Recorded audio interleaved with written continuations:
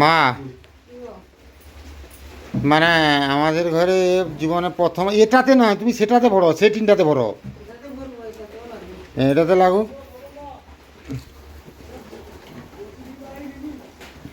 বর্ষি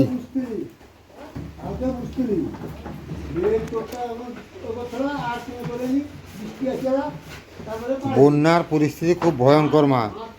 ক্লাব পর্যন্ত রাস্তা আর কিছু সময়ের ভেতরেই ডুবে যাবে, মানে সমান সমান জল হয়ে গেছে পুরো।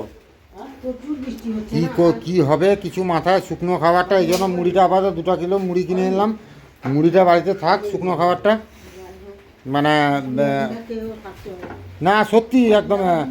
আর মুড়ি ছিল 53 টাকা না 54 টাকা 55 টাকা এরকম কেজি, আর মুড়ি হয়ে গেছে 58 টাকা। সে পেট্রোল তুলে দাও, ভিজে গেছে হয়তো।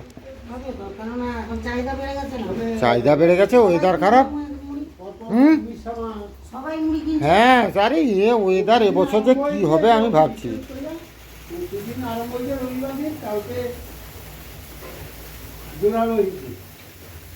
ভয়ঙ্কর অবস্থা। মুড়ি না থাকলে আমাদের মানে কি করবে এখন? শুকনো খাবারটা কি রেডি করা থাক, তারপরে যখন যাওয়া হয় দেখা যাবে, নাকি বলো মা? কিছু না হলে মুড়িটা খেয়ে পড়ে থাকতে হবে আর কি।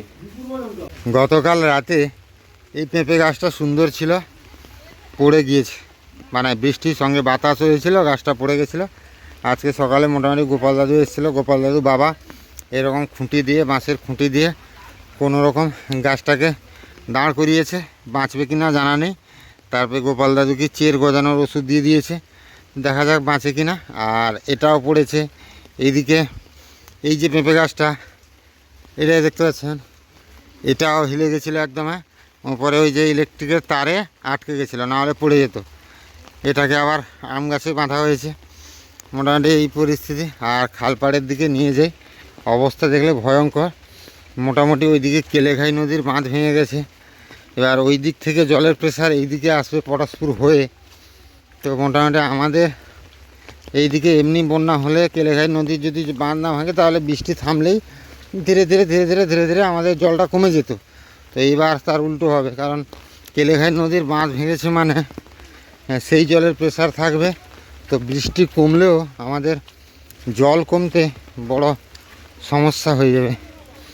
জানি না, রোয়ার কাজ হলো না, রুইতেও পারা গেল না, আর এদিকে কিছুই হলো না। মানে সবাই চিন্তায় চিন্তিত। একই গ্রামের ওপরের দিকে সুন্দর চাষবাস হচ্ছে, আর আমরা নিচের দিকে আছি, উত্তর দিকে। আমাদেরই বন্যা, আমাদেরই সমস্যা, আমাদের যত এইদিকে। ও হরিকা, এবছরের যা ওয়েদার, নেট মারি গিয়েও পুকুর গাড়ি আটকা যাবে না। জল বাড়বে কি, শুধু বাড়া নয়, মানে এবছরের ওয়েদারটা এরকম। হরিকা, একটা বৃষ্টি 1 মিনিট থামেটে, একে আর চলিয়ে আছে। সারা রাত বৃষ্টি, সারা রাত বৃষ্টি চলছে। কৃষ্ণ, ছাতা, ভাঙা ছাতা নিয়ে ঘুরতে পেরেছিস কেন? এই যে হচ্ছে খালের পরিস্থিতি, ভয়ঙ্কর। টুসু রে, কি হবে রে? ও দুষ্টু, কি হবে রে? বন্যা, তুই জাল ফেলতে আয়, তো দাদুকে বল জাল নিয়ে আসতে। কোথায় জাল ফেলছে রে? পড়ছে মাছ? তুই গিয়ে দেখেছিস? মাছ ধরেছে তোর বাবা? হ্যাঁ, মাছ ধরেনি? ও খুঁয়েলা, আচ্ছা। কে তাসপালি? তুই বাবা, জলের যে ভয়ঙ্কর স্রোত। বানু, বন্যা হিয়াল আয়া বানু। ডিভিসি জল ছাড়ছে কিনা বলতে পারছি না, তাই কেলেঘাই নদী ভেঙে গেছে। না, কেলেঘাই নদীর বাঁধ ভাঙিছে, কেলেঘাই নদীর বাঁধ ভাঙিছে কালকে রাত্রে। কালকে কেলেঘাই নদীর বাঁধ ভাঙিছে। না, কেলেঘাই নদীর বাঁধ ভাঙিছে, ভয়ঙ্কর অবস্থা। সেদিকেও ভয়ঙ্কর অবস্থা, এদিকেও ভয়ঙ্কর। ও আমাদের সে পুরুষোত্তমপুর বাঁধ পর্যন্ত জল একদম সমান হয়ে গেছে। চল সেদিকে যাচ্ছে। হ্যাঁ, পরিস্থিতি খুব খারাপ। না, বাঁচবেনি তো সত্যি। মানে আমার নাকার নিচের দিকে পোলের উপরে যদি অতটা জল হয়, মানে আমাদের ব্রিজের উপরে এতটা জল। ব্রিজের উপরে না, এই ঢালাই রাস্তা। আচ্ছা, ঢালাই ব্রিজ এখনো ডুবেনি? না, ব্রিজ এখন ডুবেনি। সে ব্রিজ বন্ধ যাওয়া যাবে না, তুই দুষ্টু যাবি না একদম সেদিকে। তুই সাঁতার জানিস? যাবি না, একদম যাবি না। তুই জানিস? তোর প্রচন্ড মাস্টারি। না না না না না না না নামতে পারে না, না না না একদম না, একদম না।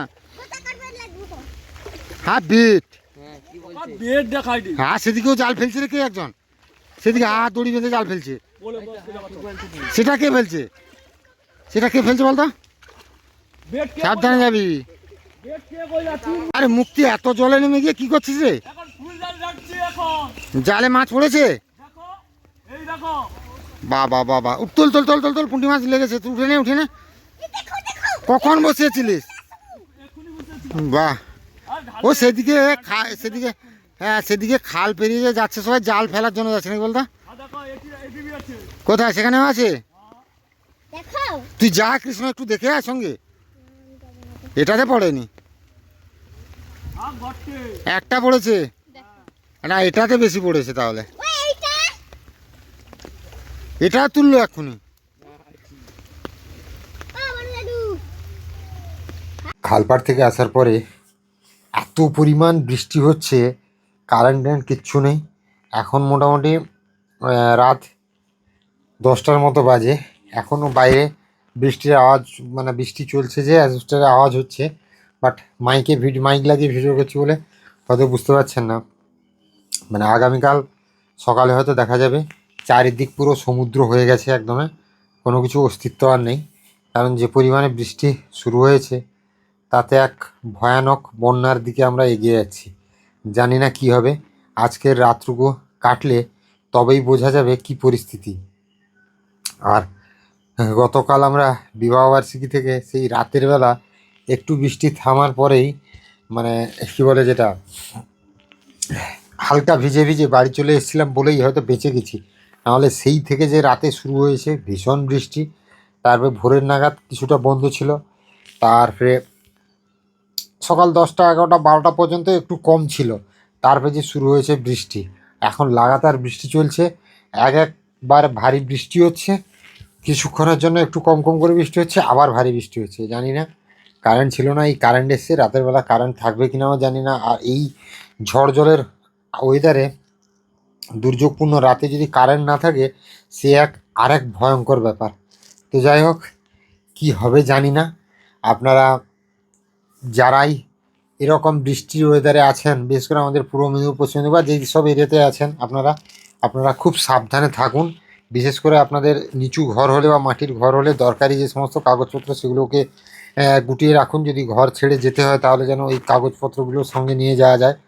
এই অবস্থায় থাকুন। আর সত্যি বলছি, আজকের দুর্যোগপূর্ণ রাত, ভয়ঙ্কর রাত।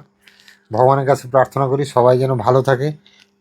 কেমন করে রাতটা কাটবে সেটাই শুধু ভাবছি।